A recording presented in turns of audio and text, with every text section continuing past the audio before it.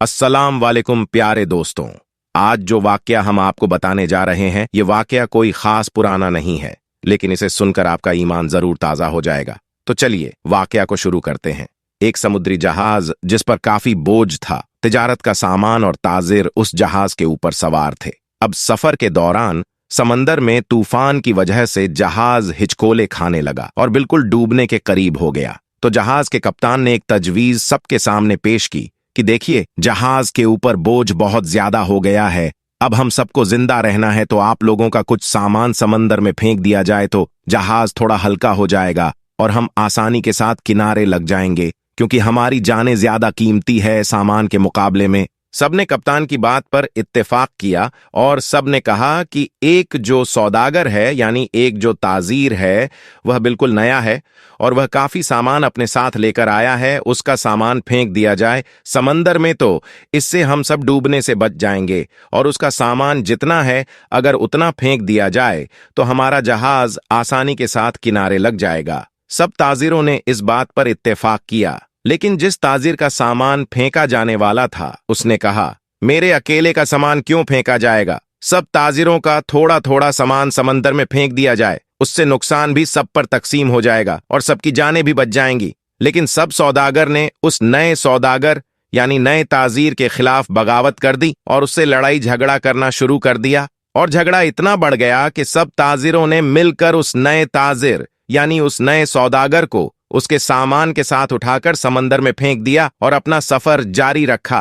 ताजिर को तो समंदर में फेंक दिया गया। वह ताजिर बहुत देर तक लहरों से लड़ता रहा, आखिरकार थक कर बेहोश हो गया। लेकिन कुछ देर के बाद जब वह होश में आया तो उसे मालूम हुआ कि समंदर की लहरों ने उसे किसी वीरान और नामालूम जजीरे पर लाकर किनारे कर दिया है। वहां आदम ना आदम जात दूर दूर तक कोई ठिकाना ना था, बस छोटा सा जंगल और पानी ही पानी। सौदागर बड़ी मुश्किल से उठा, सांस ली, यहां तक कि वह चल भी नहीं पा रहा था। वह घुटने के बल गिर गया और कहा, या अल्लाह, इस मुश्किल सूरत हाल में मेरी जान को बचा ले, मेरी मदद फरमा। कई दिन वहां पर ताजिर के गुजर गए। उस दौरान ताजिर ने दरखत के फल खाए, खरगोश का शिकार करके उससे अपना गुजारा किया। उसको कहीं मीठी नदी का पानी मिल गया, वहां से पानी पीता रात की सर्दी और दिन की गर्मी से बचने के लिए सौदागर ने जंगल से लकड़ियां काट काट कर एक छोटी सी झोपड़ी बनाई, ताकि ठंडी और गर्मी से अपने आप को बचा सके। एक दिन हुआ यूं कि जैसे कहते हैं ना, गरीबी में आटा गीला।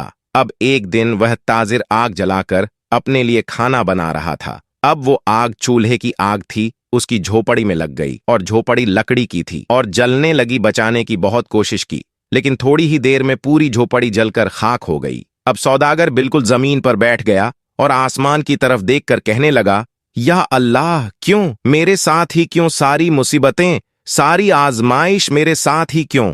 हम लोग भी अक्सर शिकायतें करते हैं कि मेरे साथ ही ऐसा क्यों है, ये आजमाइश मेरे साथ ही क्यों है, यह मुसीबत मुझ पर ही क्यों? ऐसे ही उस ताजिर ने भी कहा, या अल्लाह, एक तो मुझे गलत तरीके से समंदर में फेंक दिया गया, अब ये छोटी सी झोपड़ी मैंने बनाई थी, या अल्लाह, तूने इसको भी जलाकर राख कर दिया। या अल्लाह, मेरे पास अब कुछ भी नहीं बचा है, मैं इस जगह पर अजनबी हूं, तन्हा हूं। या अल्लाह, यह आफतें मुझ पर क्यों आ रही हैं? ऐसी बहुत सारी शिकायतें उस सौदागर ने अल्लाह की बारगाह में की और गम के मारे वह भूखा ही सो गया। लेकिन सुबह एक हैरत अंगेज वाकया उसका इंतजार कर रहा था।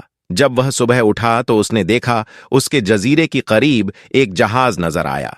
कुछ लोगों को उसने देखा जो उसे लेने के लिए आए थे, उसकी मदद करने के लिए आए थे। उन्हें देखकर वह बड़ा हैरान हुआ, लेकिन इससे ज्यादा तो वह खुश था, क्योंकि उसके लिए तो जिंदगी आ गई थी, उसकी जान जैसे बच गई थी। वह जल्दी से उस जहाज पर सवार हुआ। खुशी की शिद्दत से उस सौदागर को यकीन नहीं आ रहा था कि वह चल रहा था और जहाज वाले उसे बचाने के लिए आए थे इस अनजान जगह पर। यकीन नहीं कर पा रहा था कि आखिर मेरे पास यह लोग कैसे आ गए, उनको मेरे यहां होने का पता कैसे चला, उन्हें किसने यह बातें बता दी। सौदागर ने उन जहाज वालों से पूछा, भाइयों, एक बात मुझे बताओ, तुम्हें कैसे पता चला? तुमने मुझे कैसे ढूंढा? आखिर मेरा ठिकाना तुम्हें कैसे मिल गया? ये तो बिल्कुल अनजान और अजनबी जगह है। उस सौदागर के इन तमाम सवालों को सुनकर जहाज वालों ने जवाब दिया, हमने यहां पर धुआं उठता हुआ देखा था, तो हमें ऐसा लगा कि कोई शख्स हमें अपनी मदद के लिए पुकार रहा है। क्योंकि समंदर में जब कोई मुसीबत में फंसता है तो इसी तरह से इशारे देता है, और हमें ऐसा लगा कि किसी ने यहाँ पर आग जलाई है और धुएं के जरिए वह हमें मदद के लिए पुकार रहा है। हम तुमको देखने के लिए यहाँ पर आए। ये सुनकर ताजिर बड़ा खुश हुआ, अल्लाह का शुक्र अदा करने लगा और उसने अपनी कहानी सुनाई। बल्कि उन लोगों ने पूछा, तुम्हारे साथ क्या क्या हुआ? तो उसने बताया कि सौदागरों ने नाजायज तरीके से उसे उठाकर जहाज से बाहर फेंक दिया। समंदर में उसका सामान भी फेंक दिया गया।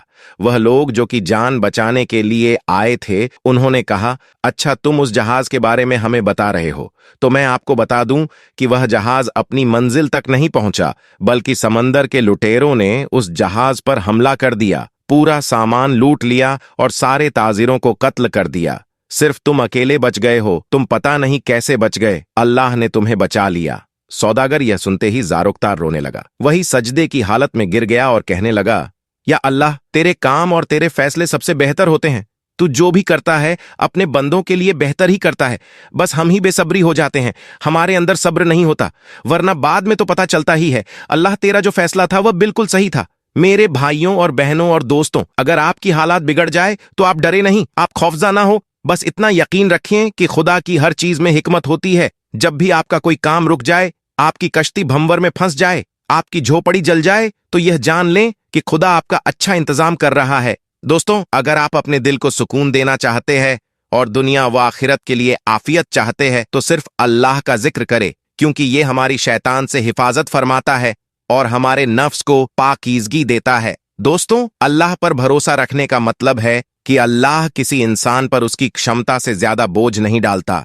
अल्लाह पर भरोसा रखने वाले लोग कभी उम्मीद नहीं खोते।